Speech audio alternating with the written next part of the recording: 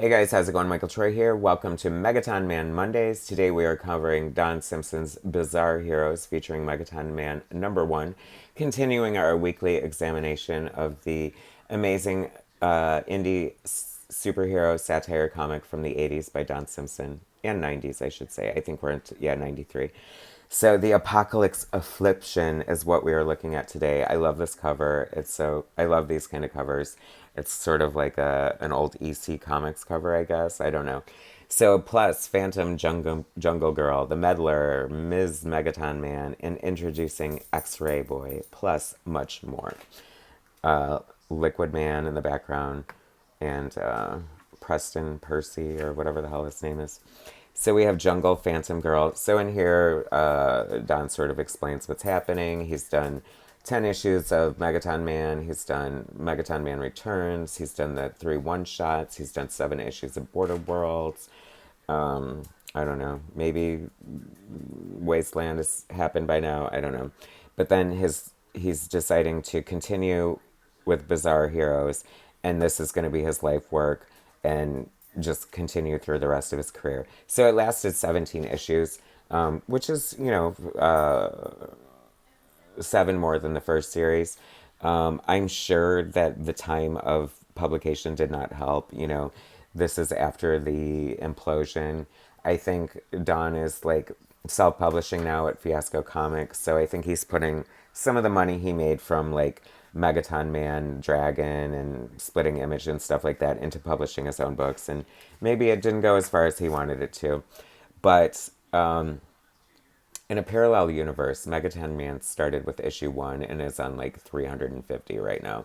And I would love to visit that universe. But, ooh, how interesting. Did John Byrne steal White Vision from Don Simpson? It's so funny. I always feel like everyone's ripping off Don Simpson when I look at these books. And I don't know, sometimes, like, which is hysterical because, I mean, basically Don Simpson is just ripping everybody off by definition. I mean, it's a satire, so it's a lot of analogs and, doppelgangers or metaphors, if you will.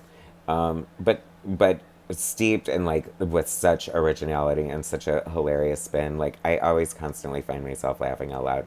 And I would like to point out the evolution of the art. I feel like this is definitely way more what we are getting from Don Simpson these days. Like in the first Megaton Man series, it was very much more underground, indie looking.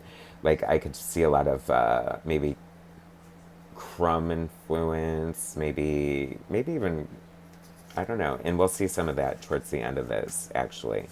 But as usual, the inking and lettering is totally proficient, on point.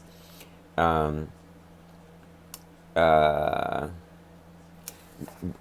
was not happy to see this expletive in there, but it's very telling of the times. So it's that's one of the things I wonder and struggle about. In these post woke times or whatever, it's like if you're writing a story, like bad guys are supposed to be bad. You know what I mean? So shouldn't they be saying horrible things? I don't know. I mean, like bad guys are prejudiced, racist. I don't know, but whatever. But then again, you can't have like that kind of stuff all over your comic book, I guess. I don't know. Clone but not forgotten, hysterical. I love it. Or Everything But the Kitchen Sink, which is such a clever title since he's no longer with Kitchen Sink Press, right? And I love Megaton Man is doing the dishes in his costume because he keeps ripping normal clothes. But he's retired. Let Ms. Megaton handle it. There's some sort of weird clone thing happening. I did notice, and it's funny because I feel like Don even said it, maybe in our recent interview, but I feel a lot of it, he was kind of making it up as he went along. And by this time, there's so many like things developed and storylines happening that it feels like a little more realized. It feels a little more directional. It feels like pretty like structured. And I hate to say that because the first one read like very well, you know what I mean? Everything wrapped up nicely. But I just feel like this seems like, and even Don said as much. He's like, he wanted to create a lot of new characters so that he would never run out of ideas if he continued doing this indefinitely. And I think that it's impossible for him to run out of ideas because if this came out in 1993, 30 years later, he just finished, which is coming out soon, his X amount of comics, the 1963 follow up. And there's like a shit ton of new characters in there and so much like creative genius that like the well will never runneth dry, I hope, because it's the gift that keeps giving. Oh, I did want to point. Oh no, that was on the next issue. But the introduction here to the meddler as like sort of the crypt keeper, if you will. Um, I love one thing I did notice, which was a little strange to me, is that this feels sort of like a little off in what do you call it, format.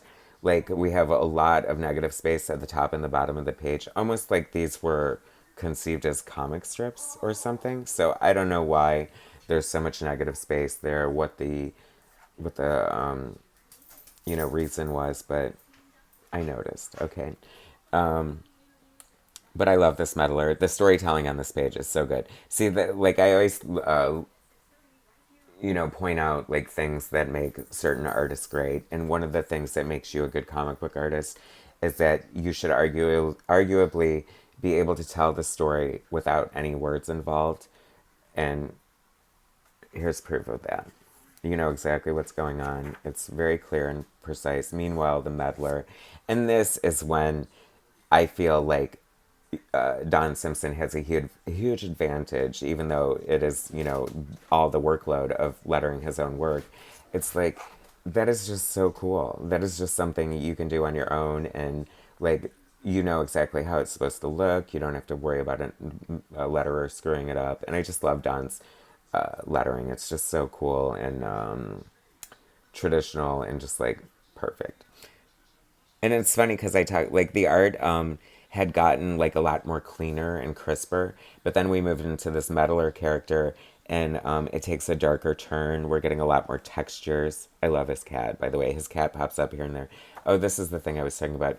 This cat's tail is way too fat, I feel, because I'm a suckler for a sucker for a good silhouette. But that looks cool. I do like it. I love all the hatching, the textures going on. Very good. I mean, obviously he knew it was going to be in black and white, so he's compensating for different things, like giving us like fully realized, dense, lush, detailed art. And then you get like the on point, perfect Don Simpson freaking anatomy here. He just knows how to draw people in every position. I don't get it. I love Phantom Jungle Girl. I think she is so cool. I love that her name is Phantom Jungle Girl. That just speaks to the ridiculous nature of Don Simpson's thought process and his humor, and I just love it. And she's spying on them outside the window. I love that they don't notice her. Very fun. What else? More silhouettes. Cannot wait for the omnibus of this coming out soon. I guess there's going to be two omnibi. If you watched my recent interview with Dandy Don, the first one will be like the first complete Megaton Man series, and the second one, maybe I don't know, he said it in the interview, so watch it if you want. Love this. I mean, who draws a chain link fence like that? That looks like, this is crazy. Like, I don't even know how you'd approach that, and it doesn't look confusing at all, so once again, speaking to the proficiency and talent of Don Simpson. See, the tail is exactly the same thickness, no matter how big the cat gets, small or big. So work on that tail, Don. Anyway, I love this. This is very science fiction-y. I feel like the meddler is supposed to be like the crypt keeper, so we're like kind of in EC territory. I love like clones growing in tubes. I mean, that is so cool. But then every once in a while, but then Don Simpson reminds you that he's a good writer too, because then you get kind of a poignant moment where the words, the story, the pictures are telling the story, even though the words aren't saying everything. But something stayed my hand. Like he was going to destroy the clones until he saw the baby clones. So he has a heart, a conscience, I guess. He just couldn't do it. So he just ripped him off and put everything on this floppy disk that was conveniently stored in one of his bandages. And and is gonna, I don't know, do what, but they're gonna get to the bottom of this. He's like, she's his spy. He's an unsung hero. They're gonna form a group of superheroes that he needs to lead. Bizarre heroes, perhaps. I don't know. So naturally, they wind up having sex. Because why wouldn't they, of course? And she comments about the stench of old bandages, which was like so disgusting and hilarious at the same time. Eat your heart out, Frank Miller, Wonder Man and or Wonder Woman, Superman and Wonder Woman. This is the bang heard round Bizarre Heroes world. I I love them just laying there cuddling post coital. So stupid, hilarious. I mean, but realistic in a way. I mean, wouldn't superheroes be hooking up left and right? If my job was to go beat up people and have a great body, I would want to go have sex with people with good bodies too, right? X-Ray Boy, the new character. I love this too. That is such a fun panel. I love that he gets his powers by sending away through the goggles through like the ad in a book, 35 cents taped to a postcard. I mean, and then he puts this like cyber arm on. It's just hysterical. And then you have him looking at his parents doing it through the wall. I mean, so apparently he's going to join the team. And then we get into major Robert Crumb territory with the rendering on this panel for some reason, these two panels. Don't tell me it's not, these three panels. It must be around the time maybe Don was doing the Robert Crumb influenced American Splendor skit. I don't know. Anyway, who knows? Bizarre Heroes, so cool. Love this book. So great. Continuing our weekly examination of Don Simpson's work in via Megaton Man Mondays. Thanks for sticking around and following this series. It is really totally worth the investigation. Anyway, thanks for watching, guys. Subscribe to my channel if you haven't already. Hit that like button, and I will bring you more later.